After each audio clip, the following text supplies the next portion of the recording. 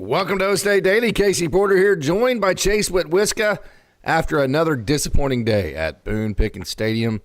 A day that didn't start off very good because Arizona State scored first, and then OSU kind of righted the ship. You felt like maybe the delay, going into your locker room, you have all the advantages there.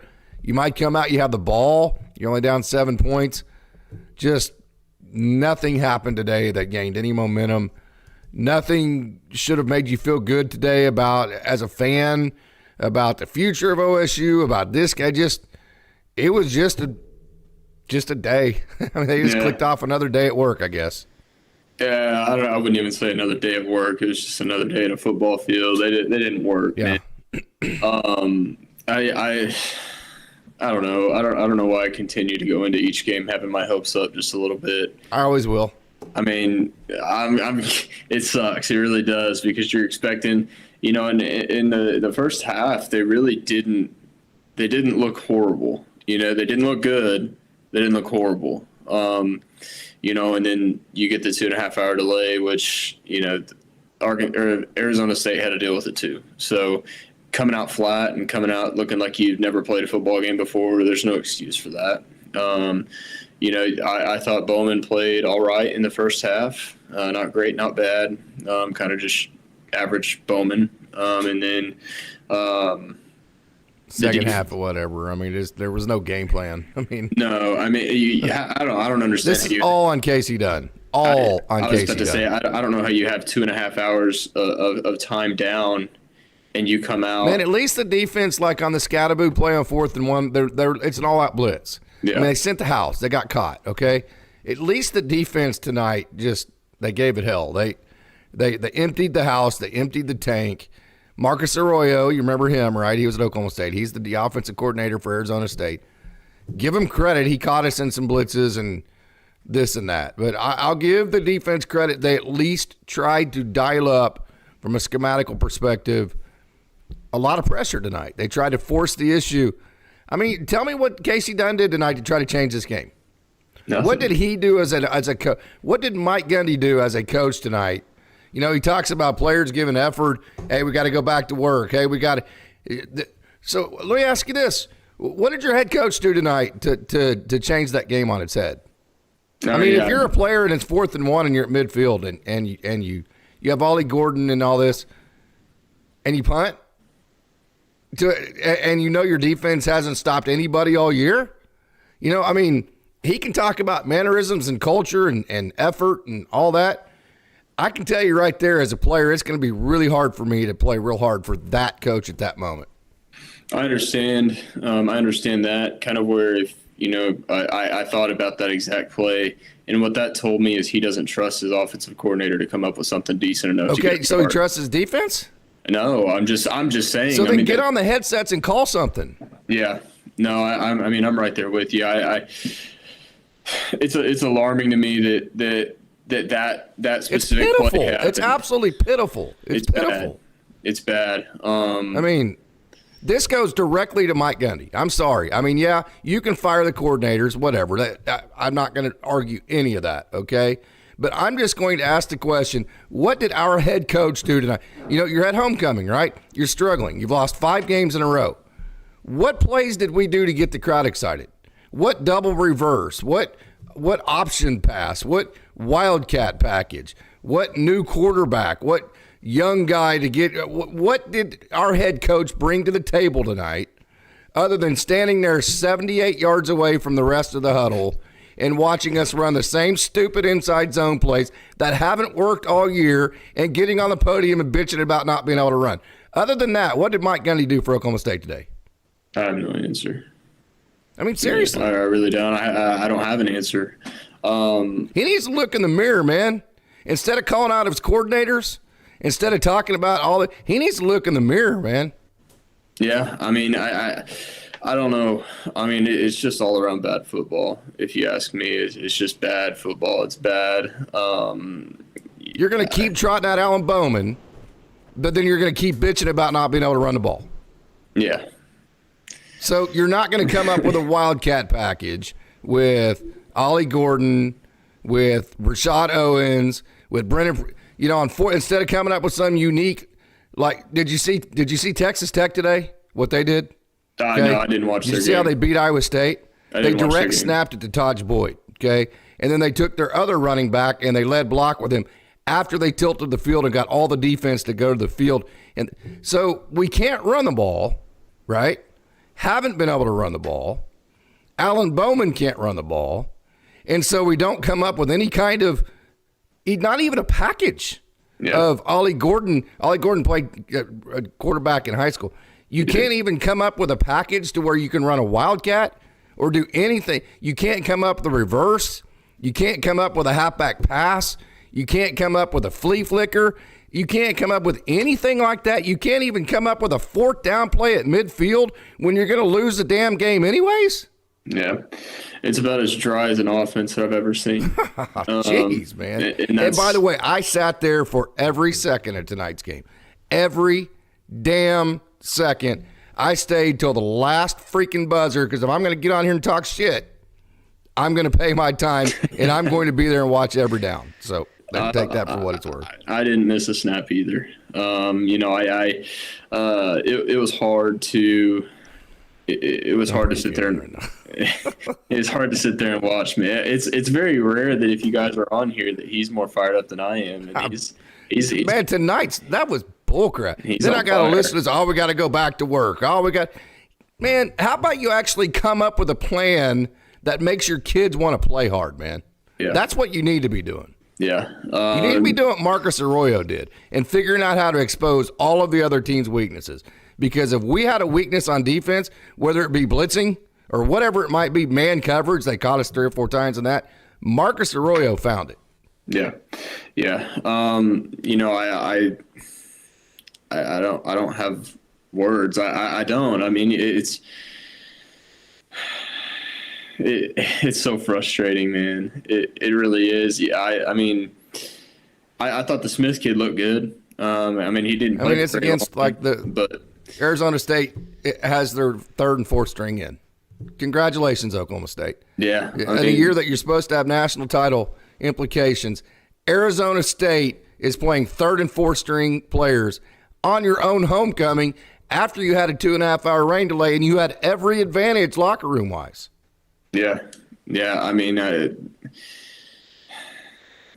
don't have an explanation. I don't have much of anything to say just because I watched that game and it's bad because I wasn't shocked. It's bad because I didn't really expect anything less. It sucks. That really sucks to sit there and watch a game knowing and thinking that they're going to screw this up. Something's not going to go right, and then they ended up getting blown out. But, they didn't screw it up. They just didn't have a plan. They didn't execute. Alan Bowman, 17 for 30, 175, 1 touch, 1 interception. Okay. It's Alan Bowman. That's what I'm saying is 17 for 30. Okay. It's not terrible. There's nothing wrong with that, right? So 17 for 30 netted us 55 yards in the second half. That's not the quarterback. That's the offensive coordinator. That's the head coach having no plan whatsoever to exploit the other team's weaknesses or to have any kind of creativity to figure out how to run the ball to make it effective so you can actually get a 3rd down, so you can actually go for it on 4th down, so you can do those kinds of things. No plan. So there was no plan in place whatsoever on Oklahoma State's side of the offensive ball to overcome our weaknesses, which is not being able to run the ball. Rashad Owens, okay, for Oklahoma State today, Rashad Owens had 2 catches. All right. Let's see. Receiving wise, Brennan Presley had 5, a grand total of 5. Nice. Okay. And going all the way down to, Des dribbling. So Brennan Presley had 5, Des dribbling had 5, Rashad Owens had 5. That's it. Talon Shetron had 0 catches tonight. Okay. We threw the tight end 1 time. You know how many times? You know what happened? 28 freaking yards. 1 time. We hit the tight end 1 time. and it was for 28 yards. But we don't throw to him again.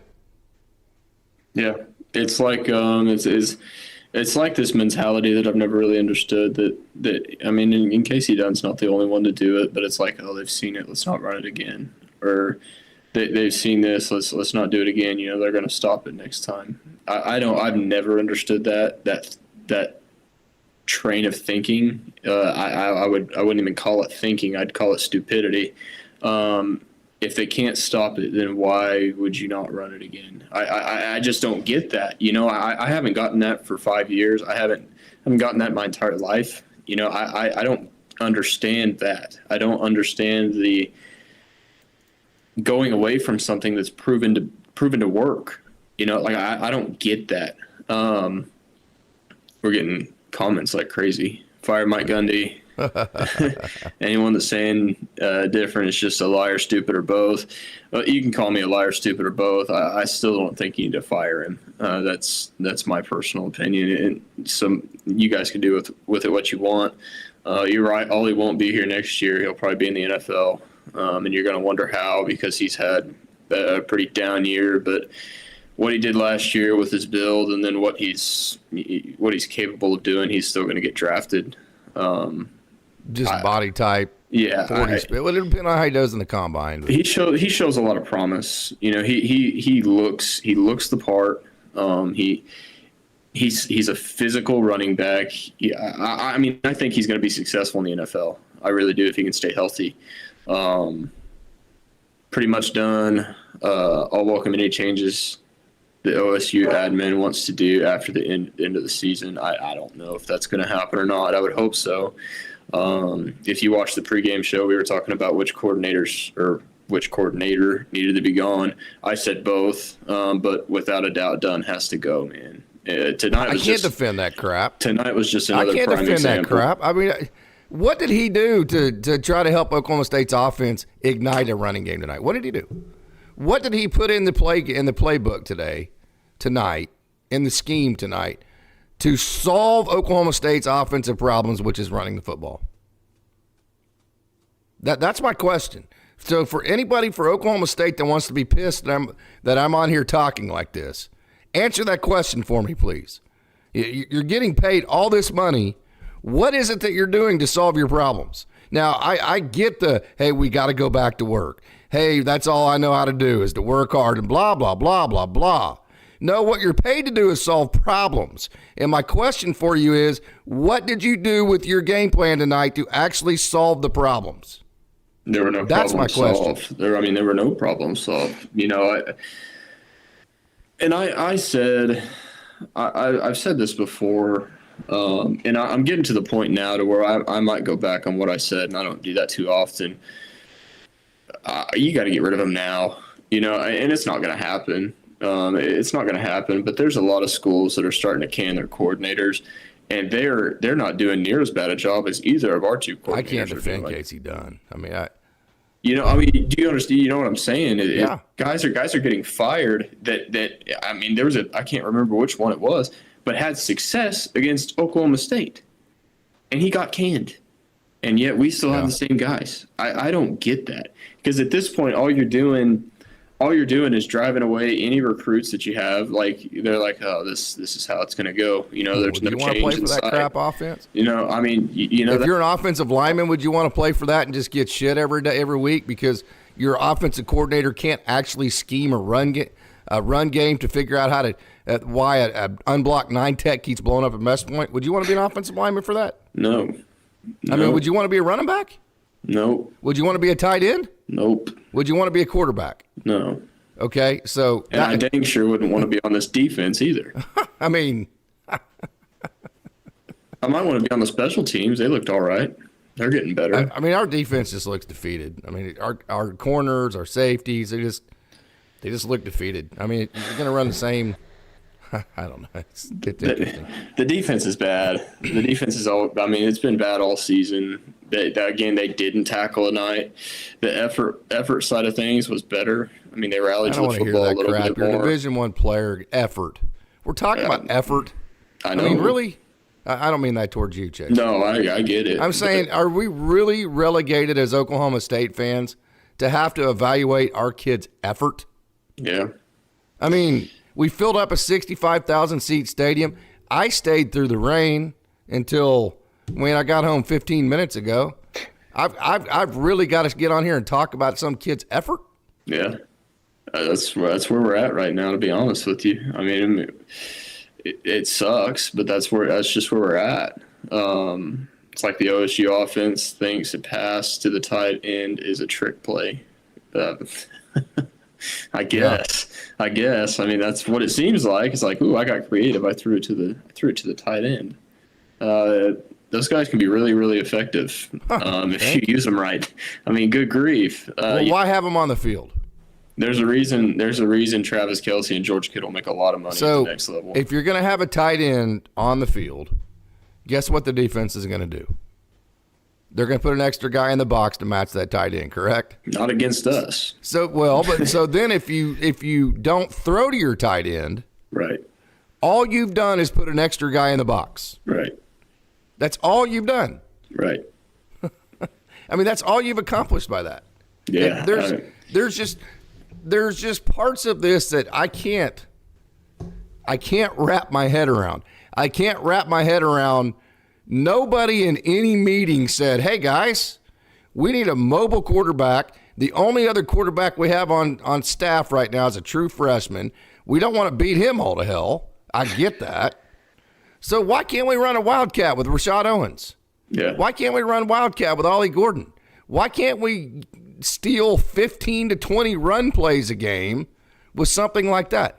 Nobody in any meeting at all this year has come up with that. And if they have, I would like to know the explanation why somebody went, nah, I don't think that's going to work. I don't think that's a good idea.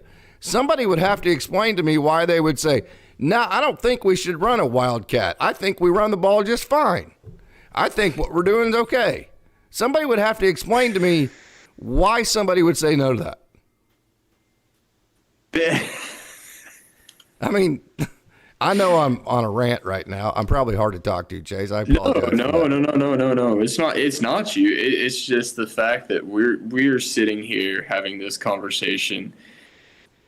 Everybody and every single fan that's ever watched an OSU football game this year knows what the issue is, and it hasn't been resolved.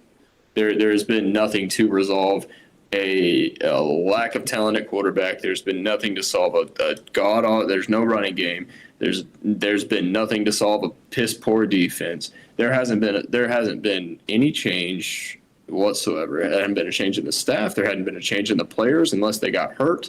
There hasn't been a change. I mean, there hasn't been a change in anything. And so now we can run the slant. We can still run the slant, the RPO slant. Congrats. Yeah, awesome. I mean, that's great. I don't know. I don't understand. You're doing the same thing over and over again and expecting a different result. The definition of insanity, you're not going to get a different result doing the same thing. You're not. I'm going to say it again. You're not paid to work hard. You're paid to fix problems. Yeah. You're paid to win games. That's what you're paid for. Yeah. And they're not winning games. And they have no chance. They're not solving problems. That's my problem. Like, I wasn't entertained in the least tonight. I didn't leave. I left tonight. Every week this goes on, I leave the game feeling like we actually have worse problems than I even realized. Yeah. Like, you kind of feel like, okay, well, if we just start calling better plays, we'll be okay. Then you start going, well, maybe we're just not very good, right? And then now you're starting to feel like, well, maybe we actually are the worst team in Power 4 football. Yeah. Where you kind of said that joking to almost piss people off, like, these people are calling us, screw them, I'll show them, right? Okay. I'm starting to actually believe that crap now. Yeah. I mean, it looks bad, man. I'm watching Kentucky, Tennessee right now. I was watching A&M, South Carolina. If Oklahoma State were to go up against either of those four teams right now, they would get beat by 70. Here's a good point, too, and you can say Nick Martin got hurt. Great. And how many times have we heard that? Okay. Yeah. First of all, recruit better. Yeah. Okie Light makes a great point here. You know what the score was in the game that Nick Martin left? 42 to 13. That's what Okie Light's saying. Nick Martin got hurt in the fourth quarter of a 42 to 13 game. So Please don't tell. As great as Nick Martin is, I will never criticize Nick Martin. Mm-hmm. That guy's a dude, man. That guy. You talk about what we want at Oklahoma State. He is all of it, man. He's the defensive side of Brennan Presley. He is, man. I will never say a bad word about Nick Martin. But this defense was hot garbage with him on it. Yeah. I mean, I hate to use exaggerated words like that, but and again, if there's somebody in the organization that pisses off, then do better. Yeah. Sorry. This isn't acceptable. Come up with a different plan. You've got to, and again, you have to have a change in staff. You have to. You have to mix something up. You know what I'm saying? I mean, I just don't know. I'm at a loss. Like I've never been at this much of a loss for words on a subject. I hate feeling like this. Yeah, I hate talking like this. I feel like I'm throwing everybody under the bus. I feel like a shitty fan. I just, I hate this. It's terrible. But what am I supposed to say right now? Oh, it's okay, darling. That's not. It's okay, little darlings. If that's what this show was going to be, I wouldn't be on it. You know what I'm saying? I mean, that's not fair. It's not fun. This isn't fun either. Don't get me wrong, but I just don't understand. 55 yards in the second half. Yeah, we're not playing the New York Giants. I mean, and also against a team that talked shit all week. Yeah. I mean, Cam Scatteraboo point blank just challenged Oklahoma State with his crap talking. Okay, they had a player get ejected like in the third play of the game for spitting. Our right tackle, Glass. You know what I'm talking about, our left tackle. Yeah. He transferred from Arizona State. Right. They spit in his face early on, and that person that spit in his face got ejected. Right. I mean, they challenged Oklahoma State's manhood and then just smeared it all over the ground. Yeah. Have some respect for yourself. Have a little bit of desire, have a little bit of something to fight back. I mean, what you essentially did when you went into a fight with your hands tied behind your back and said, "Just hit me," just use me as a dummy, because I'm. 1991 guys didn't do that crap. No, I mean they essentially. Jason Gilden didn't do that crap. Stacey Satterwhite didn't do that crap. Yeah. They'll probably be pissed at me for saying their names. I'm sorry I said their names, but yeah. Well, I mean, I don't think they would, because you're complimenting them. But I don't know. Bad, but did back it up. I agree, Scott. Yeah, we let him back it up. He absolutely did. And good for him. It's completely. He freaking embarrassed OSU is what he did. They just said, we're going to stand here and take it. Do whatever you want to. That's exactly what happened. Cam Scatteraboo on the day, okay? 23 carries, 156 yards on the ground, 4 receptions for 121 yards, and 2 touchdowns catching the ball. So he had 3 touchdowns, 1 on the ground, 2 in the air, and he had 273 all total all-purpose yards. Good for him. After talking shit to this OSU team, to the point to where it should have got their attention. Yeah, this sounds bad, and this might make some people mad that are watching this, but it's okay. Scatteraboo just became one of my favorite players in college football. He's a tough guy, that's for sure. I like the way that he plays football. Of course. I enjoyed watching him play, and it was against us, and he just really. You love him if he's on your team. You hate him if he's not. Yeah, I mean, but I just appreciate good football. You know what I'm saying? I appreciate good football, and he played good football. Now it's not fun that he did it against us, and what he did to us was flat out embarrassing. It's bad. Lack of recruiting has caught up with us. We don't have the Jimmies and the Joes. No, we don't have anybody. We have as good a Jimmies and Joes as Arizona State. Yeah. I mean, there's not NFL players up and down that roster. That's just a very average football team. They've beaten a bunch of teams with bad records, Oklahoma State included. Yeah. I mean, the combined record of the teams they've beaten, well, it's been Kansas and Utah and Oklahoma State, and I mean, they've beaten all teams that have losing records. Yeah. I mean, so I don't disagree with you that I think you're right, Wet Blanket. The I think it's safe to say that the philosophy in recruiting kind of limits the top end of the type of player you can get. I think it's easy to say that that's caught up. But I would say, even having said that, we have as good a Jimmy's and Joe's as Baylor. Baylor does not have better players than we do right now. I mean, hell, they're getting beat by TCU tonight. Okay? Right. I would say that K-State, I mean, if they do have betters than Jimmy's and Joe's, why? So here's the problem. They get a lot. I will say this about Kansas State: they get a lot of good players from Kansas.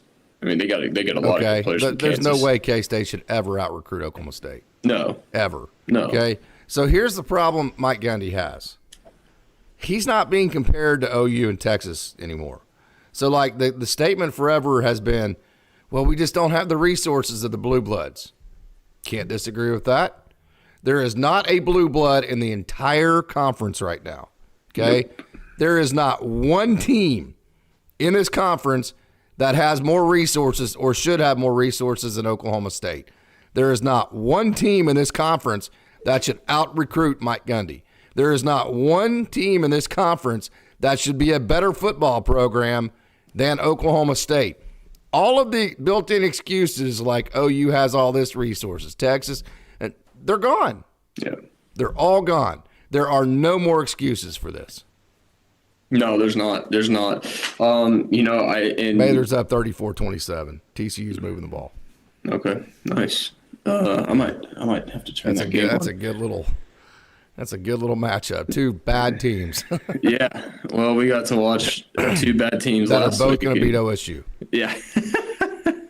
Man, Oklahoma State's going to end. I mean, we're going to end the year with 3 wins. No. We have 1 win. I see what you did, and you're correct. It was South Dakota State. If you want to count South Dakota State and who was the other one? Don't count Arkansas, dude. That was a piss poor managed game. That was terrible. But I mean, who was our third non-conference game? Tulsa. Okay. If you want to count Arkansas State and Tulsa as wins and you're happy about that, great for you. But of all of the games that were possible to lose from a matched talent perspective, Oklahoma State has won 1 game, in my opinion. Yeah. Which one do you count? Well, in the Arkansas game, Arkansas lost. Well, I'm not sure we won that game. Arkansas gave it to us. Yeah, that's what I'm saying. I'm saying the only game that they've truly won is South Dakota State this year because Arkansas lost on account of bad coaching and bad clock management, bad management altogether. That's how Arkansas lost that game. It wasn't 6 It wasn't because Oklahoma State beat them. It was because they made really bad decisions. So that is what it is. Oh, I see where you found that they were moving the ball. Thank you, Okie Light. I'm sick of hearing some of the fans talk about NIL as our problem. We're 24th in NIL according to On3, 24th in the nation. Wow. So if the NIL is NIL is going to be a problem compared to SEC schools. Sure. Compared to Big Ten schools. Okay. I would say all Oklahoma State fans, if you heard that we're 24th in NIL, they'd go, "Oh, we're doing really good." Right? That's how an Oklahoma State fan, I think, would react to that. Yeah. TCU just tied it up. Nice. Okay, so having said that, that just goes to show you that the SEC schools, Big Ten schools, they are going to have the advantage in NIL. It is what it is. Yeah. I'm not comparing Oklahoma State to them. No. Who I'm comparing Oklahoma State to is Kansas State, Kansas, TCU, Baylor, Texas Tech, Colorado, Arizona State, Arizona, those schools, UCF, okay? Yeah. I'm comparing apples to apples. Sure. So if somebody wants to say NIL is Oklahoma State's problem, and that's why we can't win a game in this conference, then they're just making an excuse. They're just excuse making. I think the only team that you had mentioned and that I can think of in the Big 12 that may have more resources, and it's coming BYU. up. I was BYU gonna say, does. I missed on that one. I was going to say Colorado. With BYU has way more resources. They have a national fan base. They're borderline blue blood from a fan perspective. Yeah. No, I just think if he continues to do it with what Deion Sanders is doing with Colorado, they're going to jump. extremely fast. That would be the only other team that I can think of. I'll have to see him without his son at quarterback. Yeah, no, and with his recruiting and promoting and the things that he does for his players, I wouldn't be surprised if he does have a dude come in, whether that's a transfer guy or a high school guy or whatever. That I'm telling you guys, that's a team to look out for. Really, from here on out, honestly, Colorado's going to be pretty solid as long as Deion's there. Some people may not like to hear that, but I don't care. He's really good at his job. Just win. Yeah, and that's all that dude does. You know what he's doing? Okay, he's making it fun for his kids. Yeah. So, like, for some reason, like, education's this way, and I've never felt this way. I've been an educator my whole life. You know this, Coach. Yeah. Okay. For some reason, as educators, we think we have to make everything like a jail. We have to make it miserable. We have to make it boring. We have to make it to where they don't want to come to class. There's like some weird discipline you're teaching the kids by making it miserable to be in class, right? Yeah. What's wrong with actually teaching them by having fun resource activities that they actually enjoy, where they're talking to each other? Well, you've seen my classroom, right, Chase? Yeah, I mean, what is wrong with making things entertaining to where the kids actually want to come to class or want to come to practice or want to, like Deion Sanders is doing? Yeah. That is not a lack of discipline.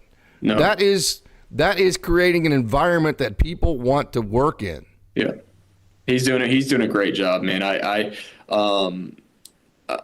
I'm very impressed with what he's done, especially with Colorado. I mean, 2 years ago they were winless, and now they're sitting at 5-2, I think. They're a good football team. Yeah. And what he's doing is you're 100% correct. He's making an environment that people want to go to. Like the players, they want to go. The players want to be around him. The players want to be promoted by him. They want that culture, not whatever culture Mike Gundy's talking about. Stoic, stand there, no emotions, like you can't have fun. That's not who wants that culture? I mean, I don't know if you really paid attention. I don't know. Have you paid attention to Colorado much this year? Not a whole lot. I mean, every single one of their games is packed from the time that their first snap to the last. It is packed. Fans-wise? People want to be there. People want to see that product. And I'm afraid it's getting to the points where you're not going to see a packed Boone Pickens until they start winning again. It wasn't packed tonight, totally. No, I mean the corners there were holes, and that's homecoming. So what is that week after Thanksgiving break going to look like? That Saturday. That was the one I missed on our last show. I said we didn't have any more home games. I think I was wishful thinking because I knew that game's going to be ugly. That's Texas Tech. I will be there. Yeah. Well, same way I was when we lost 24-21 in 1991 to TCU. I watched every single down. I can remember it on that west end zone. It seemed like we almost scored or TCU did score, so I can't remember exactly what happened. Yeah. But I will be there. Here's the good news. You'll probably get a nice little seat. Probably get to choose wherever you want. Well, I sat at the 50-yard line, whatever row up I wanted to tonight. Now, obviously, there was a rain delay, but still got a good seat. Yeah. Well, I was smart enough to where right when Arizona State scored at the end of the first half, I took off and went out to eat. Because I looked at the radar. I was like, this ain't happening for. I went to Cherokee Strip. Oh, okay. Okay. Very nice. I thought you were going to say like a Fuzzies or something. No. Went to, you went kind of bougie. I went, what? Fancy. You forget I'm old, dude. I don't do like the bro thing or anything like that. Like what? somebody said like a pair of shoes I got one time was grippy. I was like, what are you talking about? Yeah, I was like, cool. They're wet? What? Like, no, they're cool, Mr. Porter. I think you were there when they said it. We gotta catch you up with the lingo, man. We do. I will say this, man. If I wasn't around college and high school kids all day, I wouldn't know it either. I mean, I would have no clue. But back to Oklahoma State football. Unfortunately, I think moving forward, I've said this for 4 weeks now. There's no reason Alan Bowman should play another snap, man. There's really not. I mean, what are you going to get out of that at this point? It's not even his fault. Hey, by the way, we have did I already read that? Yeah, you read that super chat, didn't you, from Cowpoke Ranch? $5. Thank you, Cowpoke Ranch. Fire Mike Gundy. Anyone saying different is a liar, stupid, or both. We're done with the bullshit. Done. Yeah. I greatly appreciate that super chat. And hey, part of this post game is for Oklahoma State fans. We put this together where I, Chase, all of us, we can come on here and we can bitch and moan and we can get out all of our frustrations and feel better about it. So Yeah. I appreciate like crazy that super chat. But yeah, I'm sorry, Chase. I wanted to get to that before you went on. No, you're good. You're good. Yeah, no, I mean, I just you're not gaining anything from it anymore. And I'm not saying tonight's loss was on him by any means. Agreed. It was not. It wasn't. He played his normal game. Which I almost feel sorry for him at this. It's almost like child abuse played him at this point. It's embarrassing, man. It really is. And here's the thing. I don't want to compare him to other quarterbacks or anything like that. But I'm watching. Like I said, I was watching A&M. I was watching. Who are they playing? Jealous as hell. Yes, I'm just sitting there. I'm like, because they're having fun. Yes, and it's just. I mean, you look at what Oklahoma State player had fun playing tonight? I couldn't. That you could tell.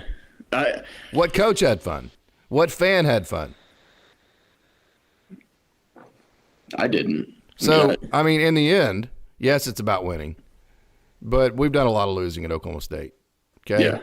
But in the end, this is an entertainment industry, right? Yeah. I mean, it's all about being entertained. I would like to know who got entertained tonight. You should read that comment's pretty good from Hayden. I say this after every game on every OSU podcast. Fire Casey Dunn, fire Brian Nardo. For the love of God, never let Bowman touch the field again. He literally makes me sick to watch, yeah. Nobody had fun, says PB Sugar 100. And Hayden, I'm with you, brother. Hey, that's what this show is. This show is to get all of your frustrations out. Well, you heard me. I've acted like a complete dumbass now for about 30 minutes. So, whatever, man. Yeah, I'm with you, brother. I mean, this, I mean. I don't know, man. I didn't have fun watching it. I didn't. I don't know anybody that had fun at the game. Maybe a 3-year-old who their first game was tonight. That sucks. I'm sorry you had to watch that. Even if you were 3 years old, ain't one to come back. No. What they're probably doing is going around and been picking up cups. Yeah. All the empty cups from the people that left. That's probably what they're doing to entertain themselves. You remember doing that as a kid, right? Absolutely. That's probably what they were doing by midway through the third quarter. Yeah. Well, I mean, there was nothing on the field to watch. That was for sure. You would have missed all of about 42 yards of offense for Oklahoma State. What you would have missed. That's a lot of fun, man. I feel. I'm going to say this, man. I feel bad for Brennan Presley. I feel bad for Rashad Owens. I feel bad for, and you're going to, I say what you want. I feel bad for Ollie Gordon. I feel bad for Colin Oliver, who's having to sit on the sideline and watch this. I feel bad for Nick Martin, who's having to sit on the sideline and watch this. I feel bad for those guys, man. For guys that want and care about this place to just see it go to absolute crap. That's, and we talked about it on the pregame show with Ollie and Brendan and those guys that, like, they love Oklahoma State football. It sucks that they have to, with this being their last year, both of those for sure. With this being their last year, that's really, I feel bad for how they're having to go out, and a lot of it is it's completely out of their control. If you have a better run scheme, Ollie is the same Ollie that you had last year. How about a better pass offense? Oh God, you don't have a quarterback, man. You don't have a quarterback that'll run the ball. I mean, like the fourth down play, he should have got the first down. And that play frustrated me. He knows he's not fast. So you're not gonna duck your head and plow somebody for a yard and get the first down. Yeah. He is big. Yeah. Alan Bowman is a big sucker. You're not gonna outrun anybody. You're right. Put your head down, put your shoulder down, and he gets that. He gets that extra yard. Yeah. But nobody will be able to convince me he doesn't avoid contact. If that makes him mad, so be it. No, he is the softest college football player I've ever seen. He throws the ball away to avoid contact. When he runs. Whenever we ran the speed option, he pitched it immediately to avoid contact. He throws off the back foot to throw contact. He bails out of the pocket to avoid contact. He avoids contact at all cost. I'm just telling you. I love Alan Bowman for what he did for Oklahoma State last year, but I can't get behind the way that he plays this year. I can't do it. If I was a player if I was a teammate of his, I would not be behind it right now. It's not football. It's not football. I don't know. You're right. He doesn't want to get hit. He doesn't want to get touched. He doesn't want to be put in an uncomfortable situation. He doesn't want to lay his body out and play. Coach Gundy says it. Play careless with your body. He does not do that. There's a lot of care about his body because he refuses to take any kind of hit. It's so soft. It's so soft. I can't stand watching guys like that play football. And it set a tone to have a soft team. Yeah, and because I don't think anybody could disagree. If Mike Gundy's watching this, I hope you are. You have a soft team. Your team is super soft, and if you want to get pissed about that, then go to the convenience store, go to the coffee shop, or go to Shortcakes, go wherever you want, and try to find somebody in the world that would disagree with the statement that you have a soft team. Find somebody that would disagree with that. Yeah, if you want to be pissed about me saying that statement, then you are getting pissed about me telling the truth. I want to go back to let's go back to a good time, the BYU game. That team was fired up, and it's because they had somebody different at quarterback. They shot their last bullet. Rangel was ready to go, man. He was ready to lead a team. He was ready to fire up some guys, and they fed off that. Damn right they did. But then you go right back to the next half because he gets hurt, and it's the same old bull crap. It starts when you start to think about it in that perspective. I don't want to pin all of this on Alan Bowman, but a lot of it has to do with Alan. Well, it's not on Alan Bowman. It's on Casey Dunn. Yeah, you're Casey Dunn. Right. If he's going to be your quarterback, then you need to scheme a way to make it to where you can accent his strengths, and then figure out how to cover up your weaknesses by putting in a wildcat package, by having two back, like they ran the scat route, then they threw it to Rashad Owens. That was a great play. That's what Alan Bowman can do. Where you have the two backs and they both swing out. Linebackers go chase the swing. Then you have an inside slot that hits that hole that the linebackers left. We ran that early in the game. We ran that all the time with Dana Holgerson. And then he hits Rashad Owens for one of Rashad Owens's, he had 2 catches. That was one of them real early on that scat route. That's the kind of stuff that Alan Bowman can do. Real quick hitters, the air raid. It's hey, you're reading one single drop player. If he chases the back, then you throw it to the receiver. If he bails on the receiver, you throw it to the back. Yeah. That's the kind of air raid stuff Alan Bowman can do, right? And so you can do that kind of stuff with him and then get very creative with Brennan Presley, Ollie Gordon, Trent Howland, Rodney Fields, and whoever else to figure out how to smoke and mirror a run game. Yeah, I just want to go back to this. We can talk all night long about if he's in the right scheme. Maybe he's a little bit successful, but I don't think he has the right mannerisms. I don't think he has the right attitude to lead a football team, and that's what you have to be as a quarterback. Right. He does not have he does not have the intangibles to be a good quarterback and to be a leader of a football team. He doesn't. Nor does he have the tangibles. I'm not trying to put a guy down, but good grief, man, I'm just so frustrated. And it's not fair for us to have to watch every Saturday. It's not fair for the guys that actually care about that program that are on that team. It's not fair. It's really not. Baylor kicked a game-winning field goal. Yeah, nice. It's on whoever keeps deciding to roll him out there. That's what I'm saying. You're right. We need to stop. We need to get off of Bowman, to be honest with you, because at this point, it's not his fault. It's whoever keeps throwing him out there, and calling the same scheme over and over and over. That it's their fault. This goes back. First of all, this all goes back to Mike Gundy, because whether you want to believe this or not, he okays everything. The head coach okays every single schematic on the game plans. So when Mike Gundy gets on his post-game shows and goes, I didn't agree with this and I didn't agree with that. And wait a minute, dude. You okayed everything. The game plan has to be signed off by you. And if it doesn't, then what the hell are you doing? I have never heard of a head coach that doesn't sign off on it, that doesn't read the game plan, the scouting report, all that, and sign off on it and go, okay, this looks good, right? So don't give me this crap that you didn't agree with this, you didn't agree with that, because you were the one that signed off on it.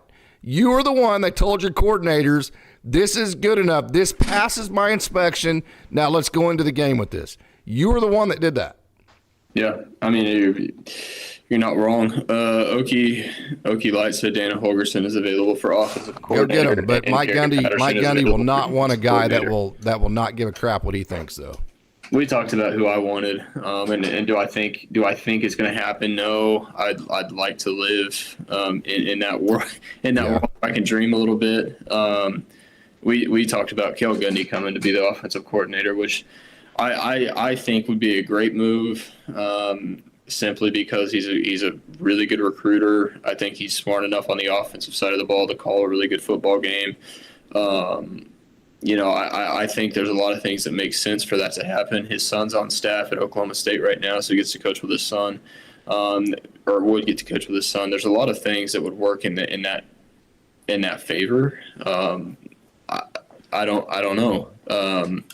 But Gary Patterson is available for defensive coordinator. I would hire Gary Patterson in a heartbeat. Yeah. I mean, who wouldn't want a guy that's had head coaching experience? A head coach that wants to have control over everything and doesn't want coaches that will fight back. Yeah, that's the only type of head coach that wouldn't want those guys. Yeah. No, you're right. And a head coach that doesn't want his coordinators to have the limelight, to get all of the credit whenever things go well, that kind of thing. I'm not saying that's what we have. No, I know. That I'm not making any of those comments. I'm just saying that's the only reasons I can think of for not wanting a Daniel Holgerson or a Gary Patterson. Yeah, it doesn't make sense. I agree, Chief. Iron does sharpen iron. Why wouldn't you hire those guys? I'm giving you the reasons because I know you don't want to have an argument every 5 minutes because he doesn't agree with everything you say. Yeah, but you need people like that to make you better. But see, there's a lot of people that don't like me because if I don't think something, you've seen me work. Right. If I don't think something is in proper place to help a kid, then I'm going to give my opinion. I don't think this is the right thing to do for this kid. Right. And then some people see that as being too argumentative. Right. I see it as sticking up for the kids. Right. I mean, right? That's why you like me, though. Yeah. Because you've seen that part of me. I mean, one of my very best friends in the whole entire world is a guy that tells me when I screw up or tells me that he thinks that I'm genuinely wrong. And I appreciate the heck out of it. He became one of my best friends when we met each other when we were 18 years old. The dude was at my wedding. You know what I'm saying? Like he's a guy and he's not a yes man. He's a guy that's like, no, I don't agree with that. He helps me do my summer stuff. All of my summer stuff, he's involved in that. He sharpens your iron. He makes me better. Yes. You have people around you to make you better because 100%. the second that you stop having people around you make you better, then you become complacent. And when you become complacent, you're no longer effective. What do you see with Oklahoma State's football program right now? I think they suck. I think that they're going backwards. Do you not see complacency? It's hard for me to say. I mean, I want to be optimistic. I don't. How can you watch that offense and not think that Casey Dunn's complacent? What has he done to change your mind on that? And again, if he wants to get pissed at me for saying that, then, hey, my number is 405-973-8645. It is ostatedaily@gmail.com. I am readily available. You can explain to me what you did with your game plan tonight to make me think that you're not complacent. Yeah. What did you change? What did you put in the game plan that would have created a better rushing game? What did you put in your game plan that would have helped Alan Bowman actually be a good quarterback tonight and put him in a situation where he could succeed? Because no matter how much you want to try to lead, if you fail, it's hard to lead, right? So if Casey Dunn wants to get mad at somebody like me for coming on here and saying, oh, those idiots, they just those stupid talk shows, those talking heads, if that's the way you want to look at it, you're welcome to come on here and explain to me what you actually did with the game plan to solve the problems, what you did with the game plan to not put just the same thing in there and to be complacent like you have been every other week this week. Yeah, no, I mean you're not wrong in the slightest. I would like one time, just one time, for Casey Dunn to have to sit in on a press conference. I would love that. I would love it because We have a comment about the press conference. I have watched the press conference, PB. It was more of the same. Hey, all I know is go back to work. I didn't like some of the concepts we ran. We got out coached. We played harder this week. I don't know anything to do other than to just go back to work. It was that. You've seen that. If you've seen that press conference before, you saw tonight's. yeah. Back to what I was saying, I would love for both of our coordinators to have to sit in on a press conference one time and just let the media go ham. No, I really would. How about our? Of course, I can't get a press credential. I never will, because if they watch this show, they're gonna be like, "Well, that son of a bitch ain't ever going to a press conference." I can't say I blame them either, but I mean, how about ask a real freaking question, man? Not, oh well, what do you think about next week's lunch on Tuesday? You know, I mean, just softballs, golly. man. Go after them. You know, these people get paid. I mean, how about, money. hey, coach, you know, it's homecoming. You've lost 5 games in a row. We didn't run a reverse. We didn't run a flea flicker. We didn't use our freshman quarterback. We didn't have a wildcat pass. Why didn't we see anything that might jumpstart some excitement? Why didn't we? How about that question? Yeah. In going back to talking, I'm not talking about Alan Bowman. I'm talking about the freshman. I keep interrupting you. I'm sorry. No, you're good. You're good. Hey, we're just rolling, man. I'm rolling with it. But going back to the quarterback, I think if you get a Smith start tonight, I think the energy in the stadium's a little bit better. Oh my God, are you kidding? I mean, the people. I was at. I can't remember which game I was at, but it was one of the. Might have even been Arkansas. That Rangel. No, I mean Alan Bowman was getting straight up booed. And then Rangel comes in and people cheer. That's a shitty situation. I'm not saying fans don't have a right to boo. I'm not one of those people. If you want to boo is an emotion. Okay?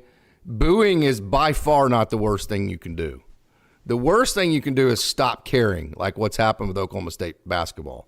So here's why you got to keep showing up, okay? Keep showing up and keep getting pissed, right? Because if you stop going, then it won't be very long you'll stop caring, just like what happened to basketball. I'm telling you, as long as you keep going, yes, you're going to get pissed like I am right now, but you're still going to at least have emotions towards it, right? Yep. That's still not worst case scenario. If fans stop going, I'm telling you, they never come back. And no matter what you do, you don't get them back, just like we haven't in basketball. Yeah. Yeah, no, Okie Light said Smith doesn't know enough of the playbook. There's no playbook. Well, yeah, I mean, why? Then why? Yeah, I mean, okay, so he can't run zone slant. He can't run scat. He can't hand the ball off on an inside zone. He can't throw a fade, and he can't throw the mesh route. That's basically what our playbook is. Yeah, it's not a complex playbook. I think if you give the dude a week and a half, he probably figures it out. You know, I'm not trying to be rude or nothing and be rude about the comment, but I don't think this playbook is a hard thing to figure out. There's not a whole lot to it. You know, it's pretty. There is not a whole lot to any college playbook. It's now pretty where it gets complicated is like Dana Holgerson's has 4 or 5 concepts, but he'll run those concepts in like 80 different ways. 80 different formations, 80 different personnel sets. So by the time you run the same concepts, you're doing it against different matchups, right? And then here's another deal about why Oklahoma State's offense was so good is that they played fast. And so what playing fast does, A, it gets you in a rhythm, and B, it gets the defense caught in certain matchups, and then they can't adjust out of those matchups because by the time they're trying to flip matchups and change matchups, you've already snapped the ball the next play. Yeah. So if you get the defense caught in a bad matchup, they can't switch until they get off of the field. You've already scored a touchdown by then. That's another factor that Mike Gundy's not putting into the equation by not playing fast anymore is that now we're not even getting matched because the defense has time to put the right matchups out there. Right. It's just all around bad. I feel like I'm being so negative tonight. But I mean, I know I am. there's not a whole lot to be positive about. I mean, I've already turned this show off if I was a fan. hey, we've got, I mean, that guy's a great dumbass. All he's doing is yelling in the microphone. we got a great number of viewers actually. So whatever. I guess we'll keep doing what we're doing. But no, I don't understand. I'm not going to apologize for being a passionate fan, though, and wanting better than this. I will not apologize for that. No, you shouldn't. I'll never understand going away from what's made you successful in the past. I said this at the very beginning of the podcast, but I'll never understand that. So, where were you successful in your previous years on offense? Where were you successful in your previous years on defense, and why haven't you done that this year? That's a genuine question. I would say that he tried to go back to the 4-2-5 because of what you're saying there. That's where they had success with Knowles. I would say that is an attempt to go back to what Mike Gundy remembers us having success with. But then hire the guy that knows how to do it. Yeah, don't hire a 3-3-5 guy. Right. Hire the guy that knows how to run that defense. If there's success with it. I don't disagree with you. If there's success with it, then why, so if you, I'm really trying to wrap my brain around this. Like if that's the defense you want to run, phenomenal. Go find somebody that runs it. I don't disagree. But I mean, other teams make the odd stack work. Who are two of the three of the best teams in the Big 12 right now? Who are two of the three best defenses? Probably the two best defenses in the Big 12. I don't even. K-State and Iowa State. Iowa State was my only guess. I mean, K-State's defense is pretty good. They're good every year in defense. You know what they run? 3-3-5. Of course they do. Yeah. But they also have the personnel to do that. They committed to it. Mike Gundy went and got a 3-3-5 guy and didn't like the big plays we were giving up. And so then he tried to go, in my opinion, then he goes, well, let's go back to the 40 front. Of course, the explanation he gave tonight makes sense. When they lost Nick Martin, they don't have as many linebackers, so they don't have the depth at linebacker. But okay. I mean, that's the explanation he gave. There was a question asked tonight. Why are we running? Have you thought about going back to the 30 front, the 3-3-5? And Mike Gundy said we don't think we have depth at linebacker. That did make some sense. Yeah, no, I that's perfectly fine. But then that goes back to recruiting. Of course, it all goes back to recruiting. Everything comes full circle. Jimmy's and Joe's can hide a lot of schematical issues. We saw that last year. Well, you saw it in my opinion. I might strike a chord with somebody, but you saw it with Spencer Sanders a ton. He covered up a lot of bad offense with his legs and his playmaking ability. Sure did. That's why I always defended him. You know that. Yeah. No, were there times that I thought he was a bonehead? Absolutely. Because he made some really dumb decisions, but he also made a lot of plays happen that probably. But it was always out of trying to be competitive. Exactly. I can live with that. I cannot live with what we've got now. Yeah, right. There's a huge difference. Yeah. People can say what they want about Spencer Sanders, but I liked him. I thought he was pretty good. I love Spencer Sanders. It sucked to lose him, but at the same time, if you want to leave and then tries to come back, don't do that. Don't come back. You can do both things. You can love Spencer Sanders and then also agree that Mike Gundy made the right decision with him. That's the exact. I'm in that camp right there. I think Gundy made the right decision by not letting him come back, and I still like Spencer Sanders. I mean, you have to learn to adapt to this type of college athletics, these type of college athletics with the money and with the transfers and with all that stuff. Whether you like it or not, it's not going anywhere. So you have to learn to deal with it and move on. So really, it's a year-to-year thing. It's not a program anymore. In my opinion, it's a year-to-year club. Is what it is. That's what it is, in my opinion. So, by the way, the reporter, just to give credit, that asked about why have they thought about running the 3-3-5 some more was Marshall Scott. So I wanted to give Marshall Scott make sure and give him his credit because that was an excellent question. Yeah, absolutely. Absolutely. So what if he peed down his leg? Well, Chief's being funny. Chief's got an edge to him if you haven't noticed. I like that. Chief is old school. Hey, you know that we were talking earlier about the hey, don't pay attention until you hear the word but. Yeah. Hey, Chase, hey, I think you're doing all this stuff great.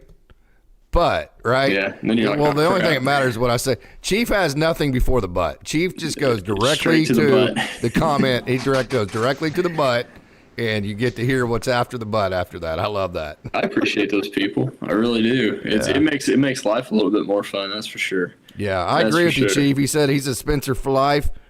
Spencer was hot and cold, but he loved OSU and always poured his heart into it. Definitely. Absolutely, and that's the type of guy that you need to lead your team. He was the kind of guy that didn't really give a crap about getting hit.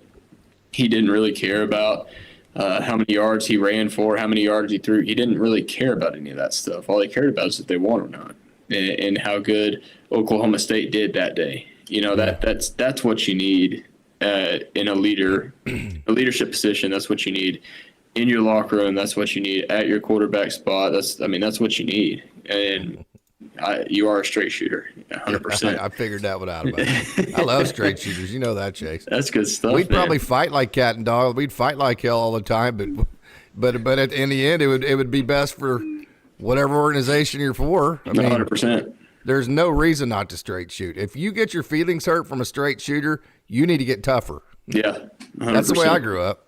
100%. Yeah, I mean, who do we play next week?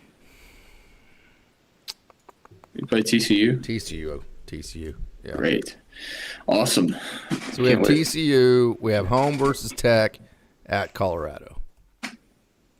Got to win all three for a bowl. And that's not going to happen. Again, I'm not trying to be a negative Nelly, but that's just not. It's not going to happen. Marshall was the one also that asked about Gundy about he threatened to ban him because he asked about the coaching changes after the 2022 season. Yeah, so Marshall will ask the tough questions. I got to give that guy credit. I wonder if he'll ask that question again at their last game. Are there going to be any coaching changes? I would hope so. I mean, I kind of go back and forth. I've been in radio for a long time. You know, I have a strong sense of professional standard. You know that, Chase. So I do think there's a time and place for that, and I'm not sure that a post-game conference is the time and place for that. So I think it's great that a reporter had the courage to ask that question. I go back and forth as to whether or not that was the right environment to ask it in. Does that make sense? Now, having said that, there wasn't going to be another post-game conference for however long, but right. I do kind of go back and forth on that one. I was one of the people that really didn't have an issue with how he answered that question. I don't think that he answered it. Right. There was emotion there. There was emotion there. That right after that game. I just didn't think he felt like it was the right place to ask that question or time. Right. Did he could have worded it better. Yeah. I knew what he was trying to get at. What he could have said is, I'm not addressing any of that right now. Or I'm never going to address that publicly. Right. And so don't even ask that question. I appreciate you trying to do your job, but I will never address that question publicly. That's all he had to say. He was just a little bit more blunt than that, to be honest with you, and I don't have an issue with that. It is what it is. He felt like it was getting personal. He doesn't want that. He wants to be business, not personal. Right. And rightfully so. I mean, that is his job. That's his business. So, I mean, I don't have an issue with how he handled that, but I wonder what it would take for him to not get rid of at least one of the coordinators this year. Him not to want to? I mean, do you think that is a legitimate people talking about Mike possibility? Gundy being on the hot seat? Get out of here. He's not on the hot seat. He's not even close to the hot seat. No, he's not going to get He's not even getting warm. No. He was the Big 12 Conference Coach of the Year last year.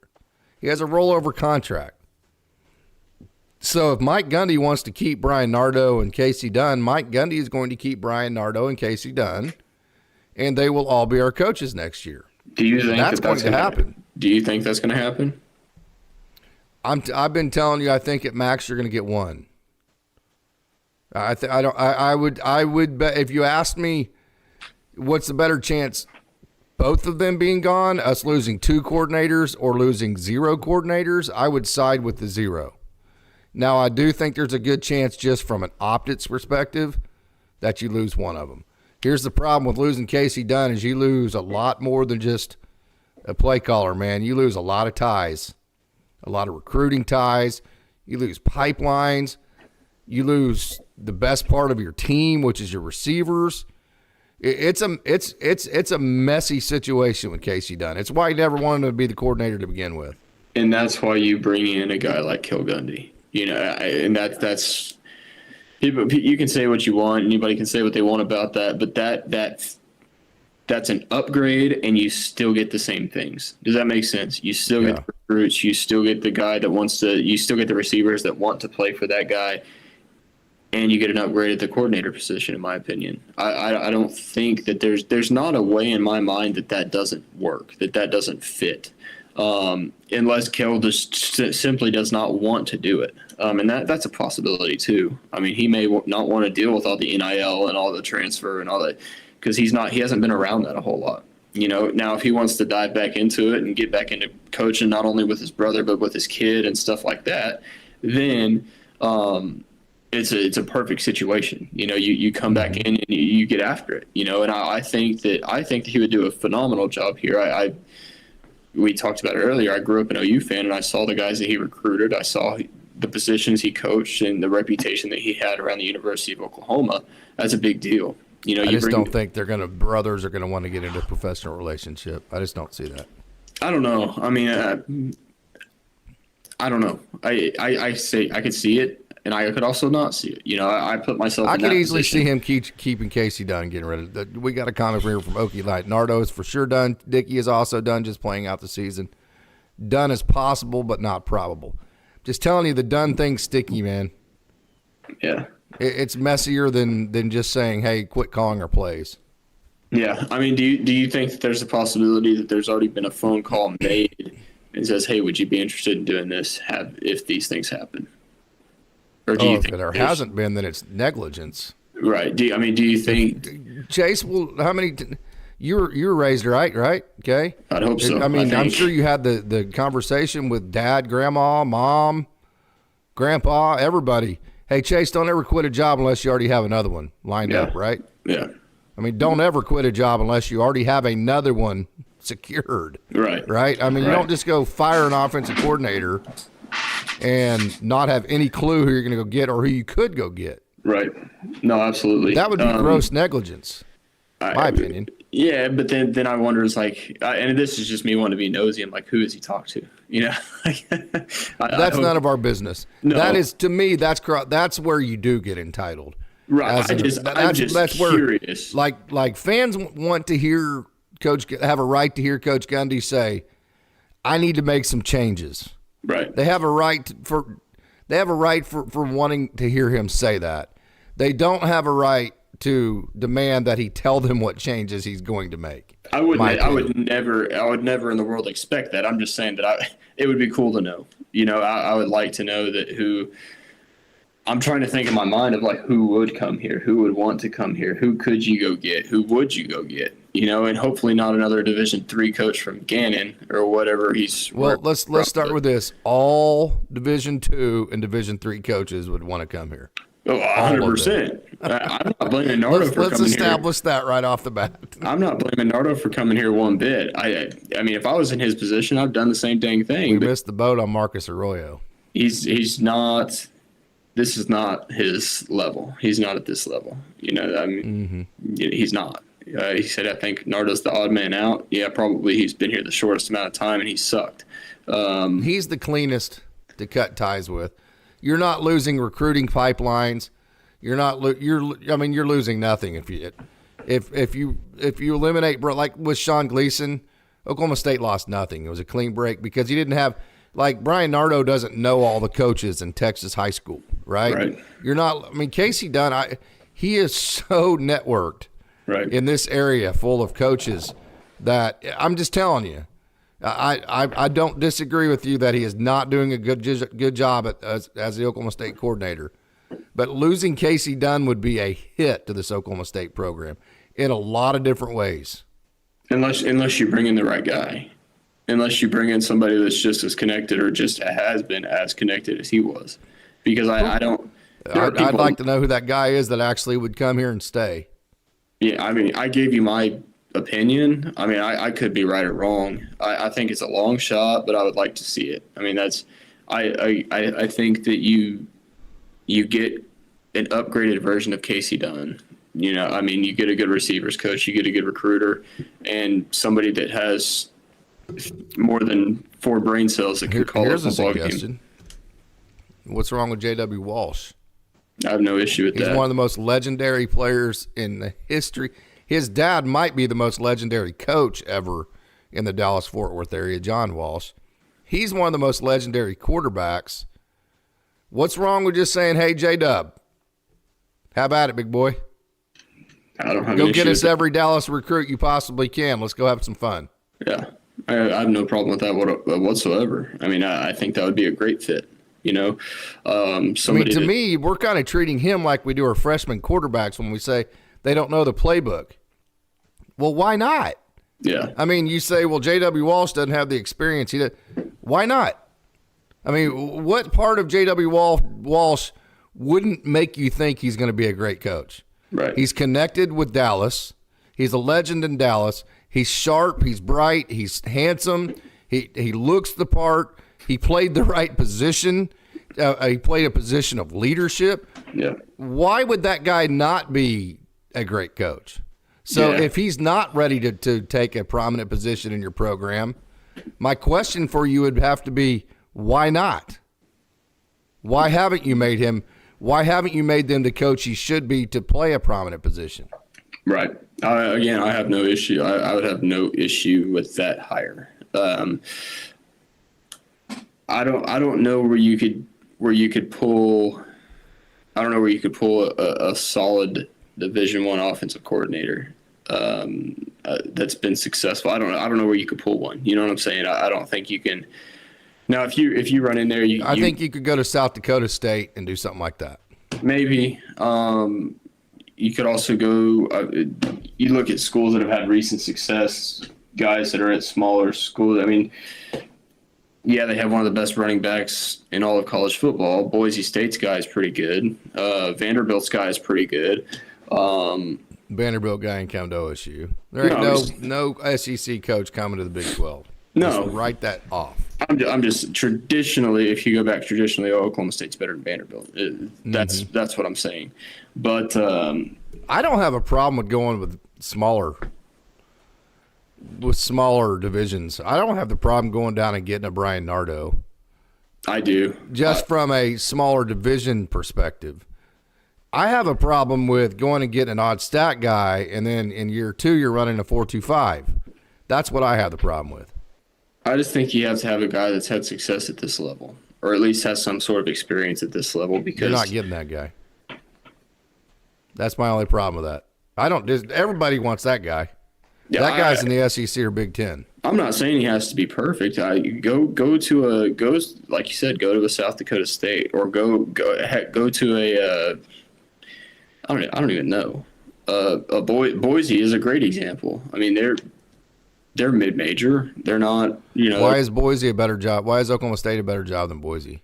Right now it's not. But if you traditionally, Oklahoma State has a richer tradition than Boise. Now that Texas and Oklahoma has left, and Oklahoma State is in a conference that is probably closer to the Mountain West than it is the SEC.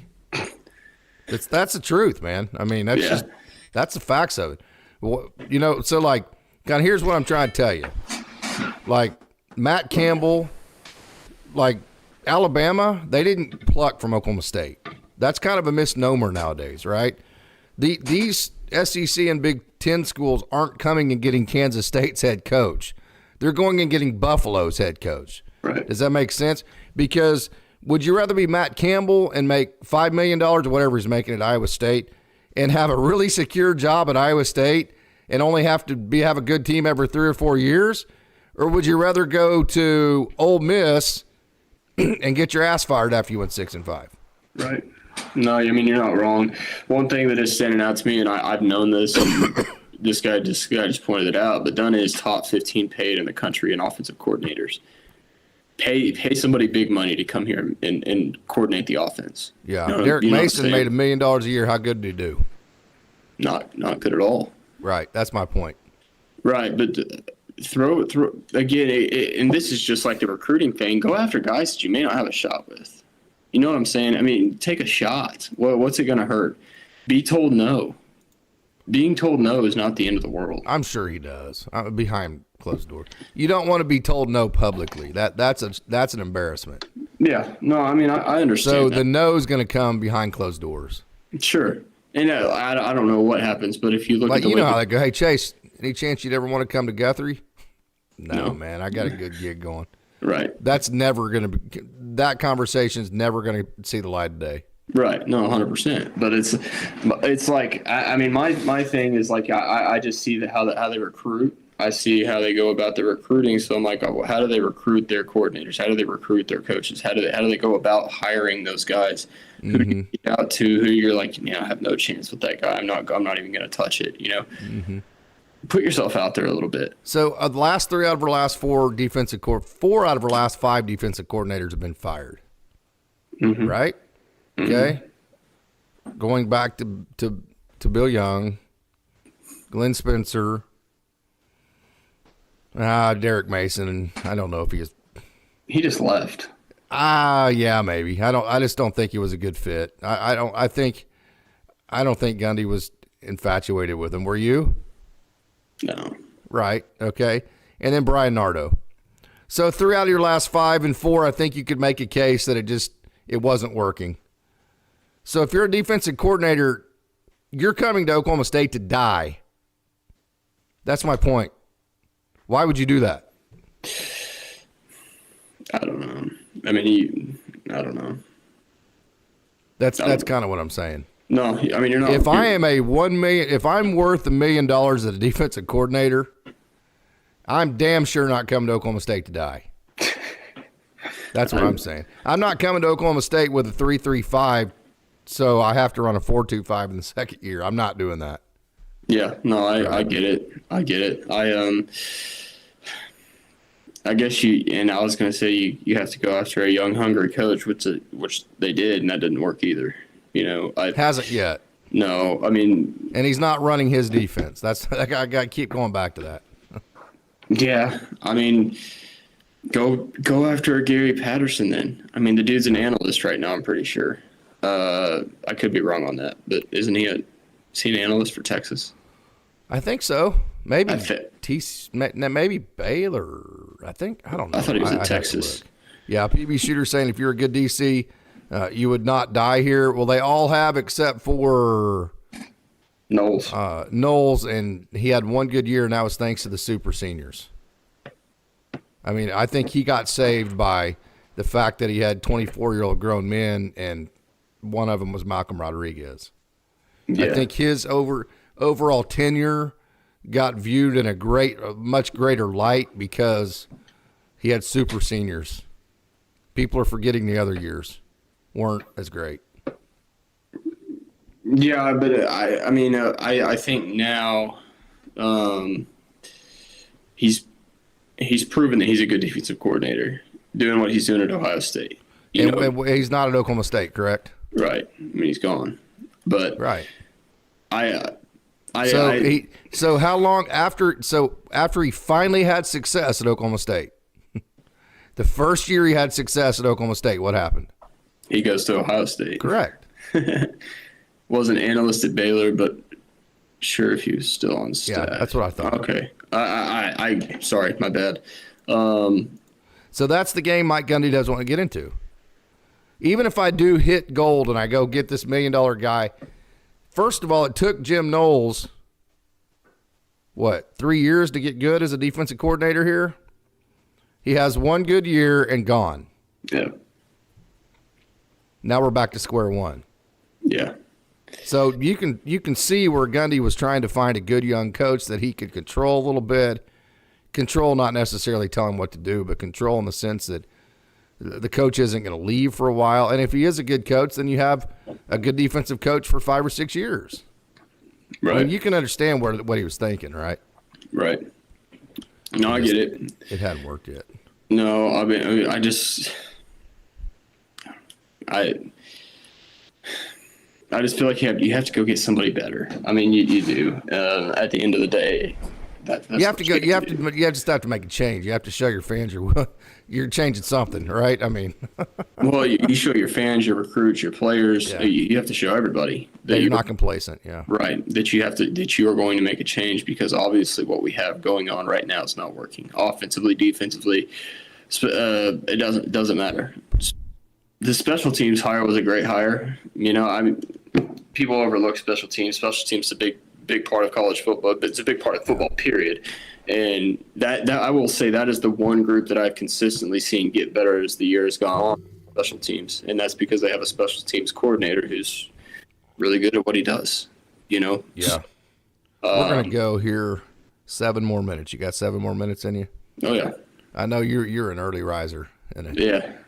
Yeah. So you're way past your bedtime. Hey, this has been a lot of fun. I've enjoyed the wonderful crowd we've had logged in here tonight. I hope I haven't yelled and hollered and cussed and screamed and turned off a whole bunch of people on this. I'm just a passionate fan that wants to see Oklahoma State get better, and that's kind of why I started this, was just to have a platform to where we could all come and do what we're doing right here, right? Yeah, no, absolutely. We're harmless. None of us make any decisions. We're harmless. No, I think that all the former defensive coordinators are better than Nardo. As of right now, yes. I don't think there's been one that's worse. You can't ignore the statistics that we are literally the worst defense in all of college football. I've tried my hardest to defend Brian Nardo. I really, in my heart, think that he's a good young coach. I think there are external factors that aren't within his control that are making it not work, and those external factors aren't ever going to go away. And so for that fact, I've become convinced that it's not going to work in this situation, but that still has not changed my mind that Brian Nardo is a good young defensive coach. I just don't think it's worked in this situation. I've said it 100 times, and I'm going to repeat it one more time. I just don't think he was ready for this level. I don't think he was ready to work for Mike Gundy. I'll put it to you that way.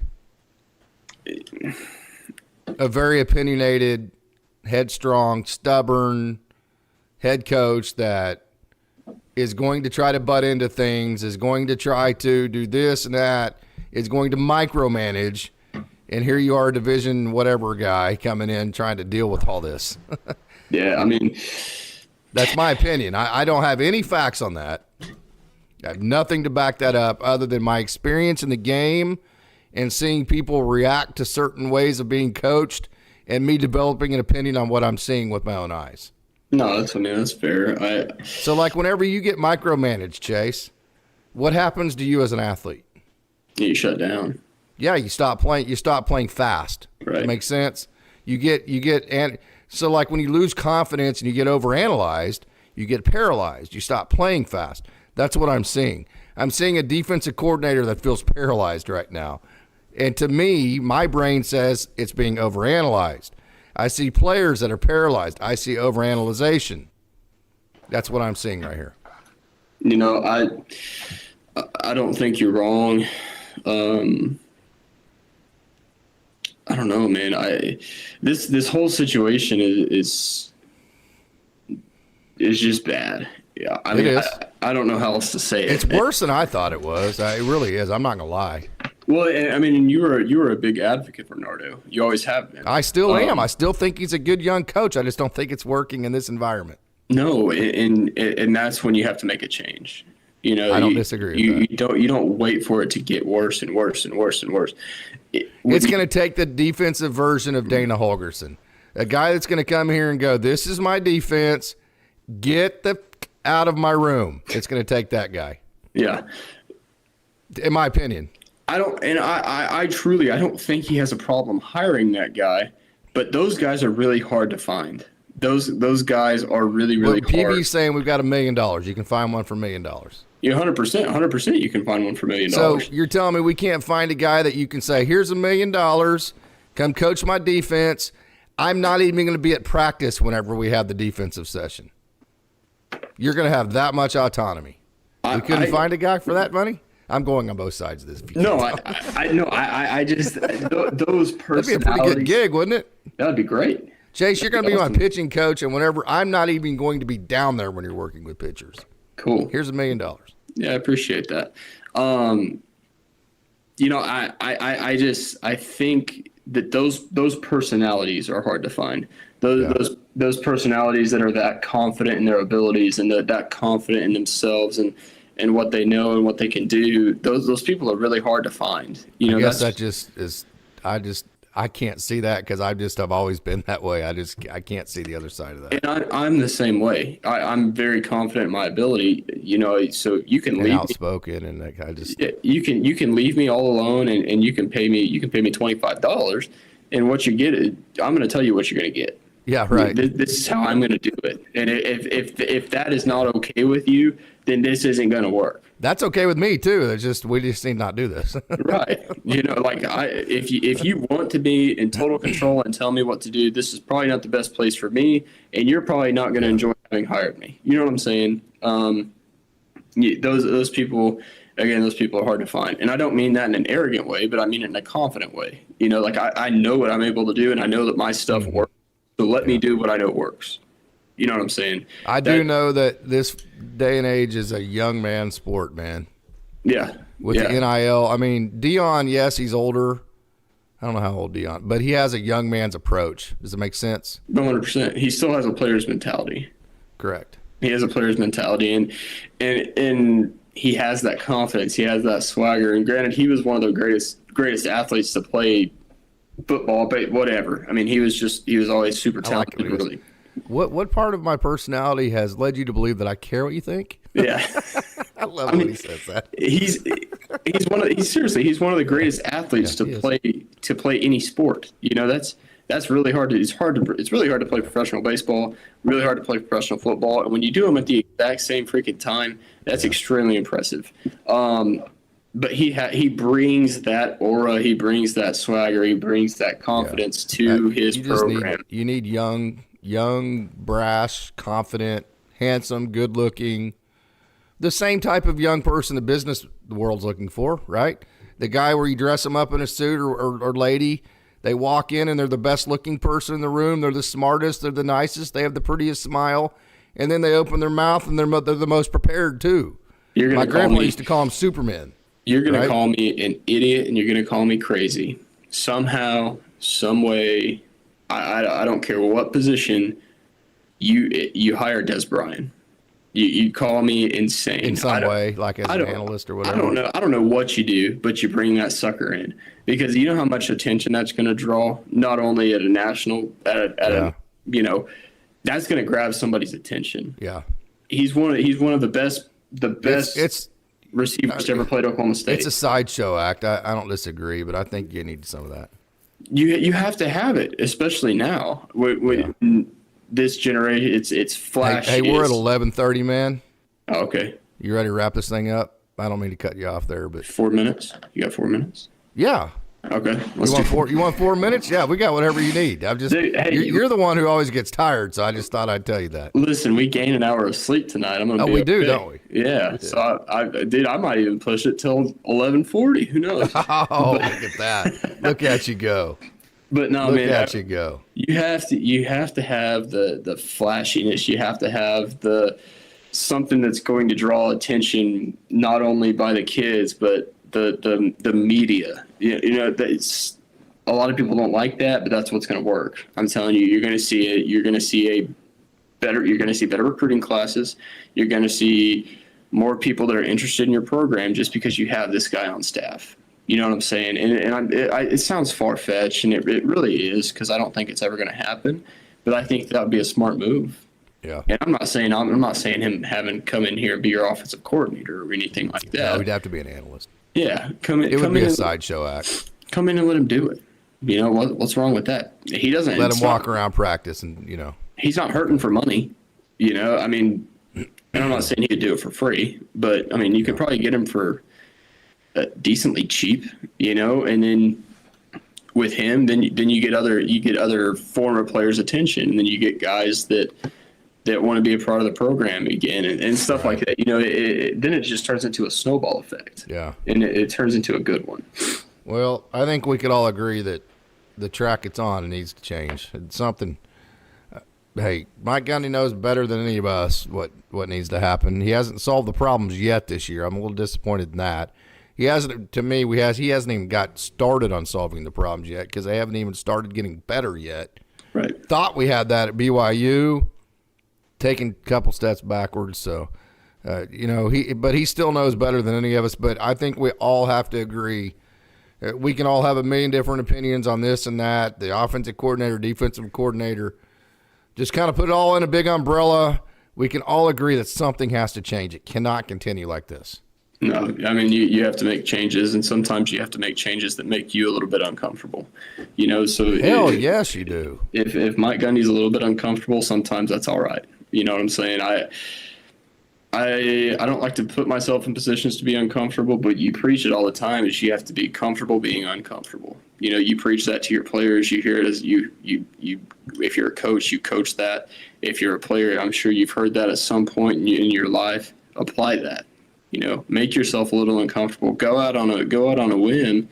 Say, hey, this may or may not work. Mm-hmm. If it doesn't work, then I'll make a change. If it does work, then I hit the jackpot. Yeah. But and that being said, I think that by making him uncomfortable, you get rid of both your coordinators. That's not a comfortable position to be in. It's not. But I don't think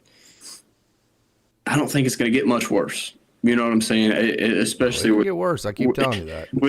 I'm just telling you, with where we're at right now, I don't think it can get much worse. I mean, it's pretty bad. We have the worst defense in all of college This football. Season can't get much worse. I mean, this is as bad as football as you can play, but the overall arc of the program can get worse.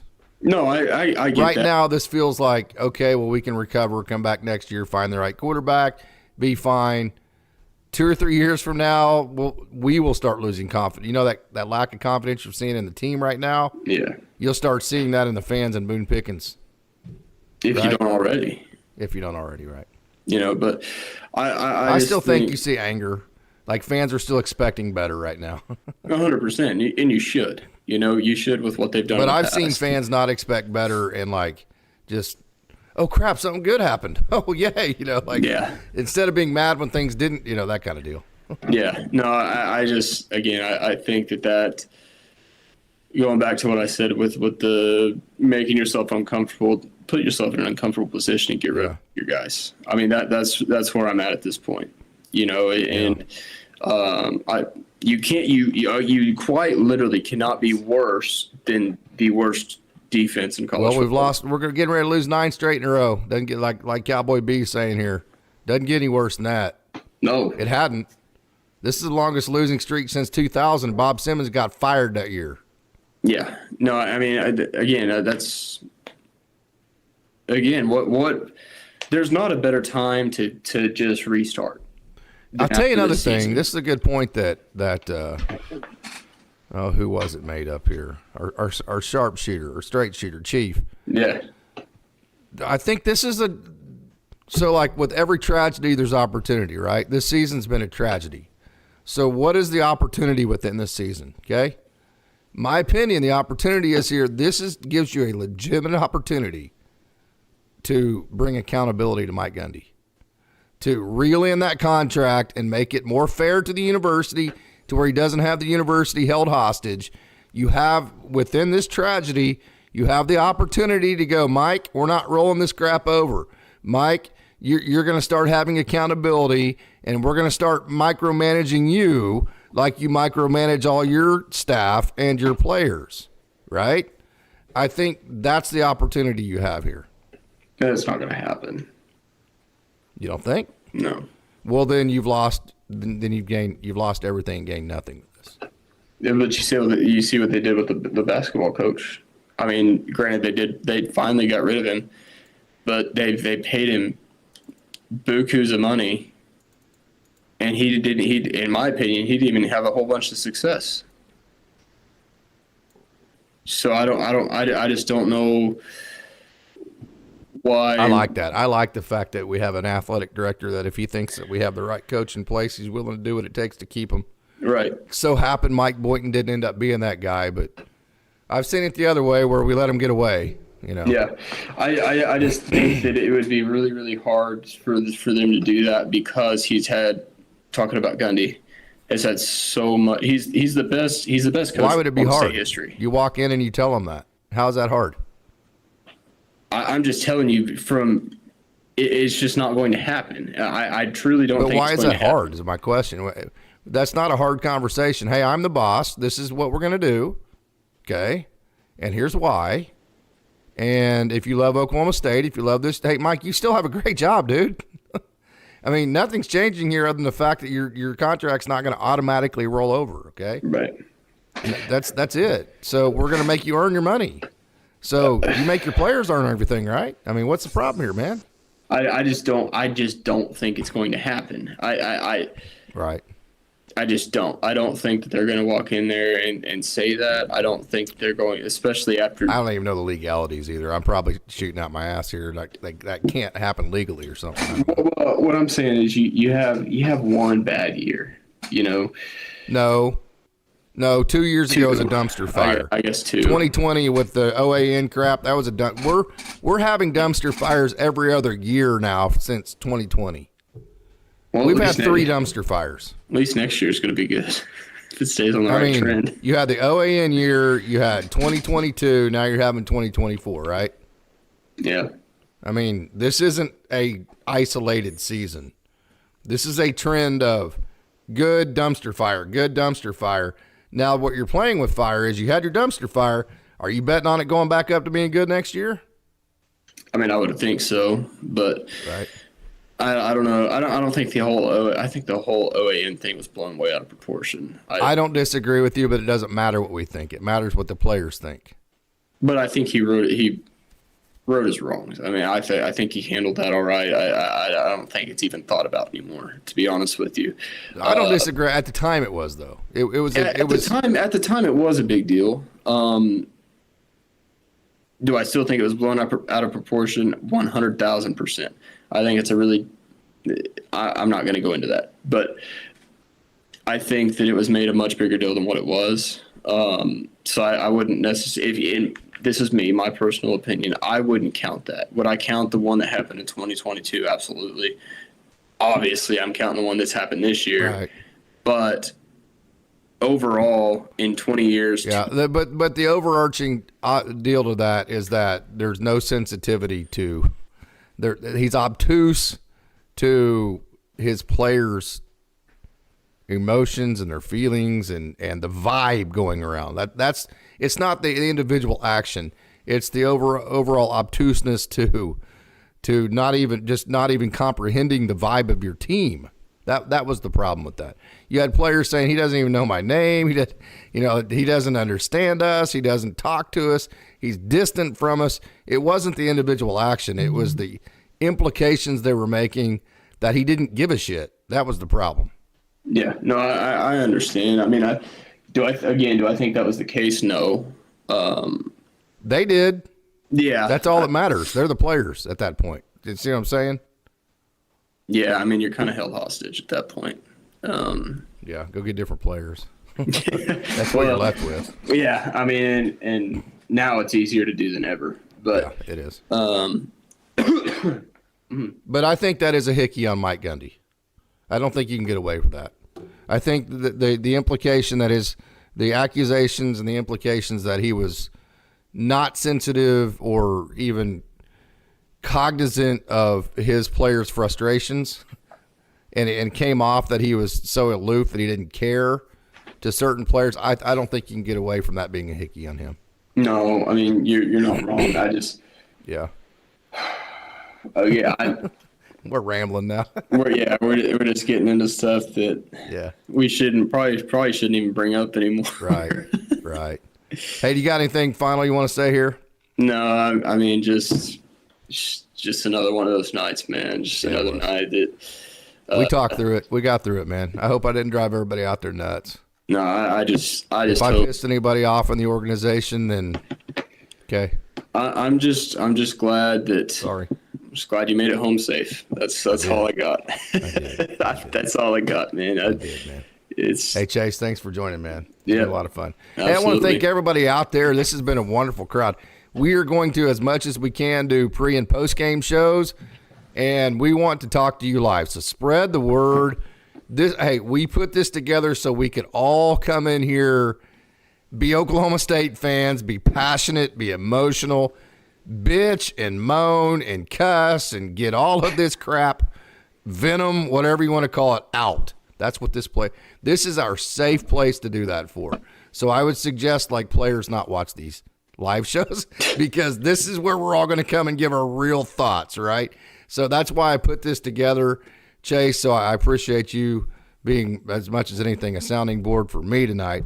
I appreciate everybody out there for tuning in and having such a wonderful crowd tonight. Keep coming back to these pre and post game shows, and let's have some real and fun talk about OSU, right, Chase? Absolutely. This is a lot of emotional talk too. So some of this stuff is just raw and right off the top of the head. You know, it's none of this is. I mean, it's not scripted. We don't come in here with any kind of plan. No, I purposely. Yeah, it's just what's on the mind, and that's what makes it fun. Honestly, we don't have anything we have to get to. We don't have anything planned. It's just kind of talking, you know. So that's all I got. So until next time, I want to thank everybody for tuning in and say, go Pokes.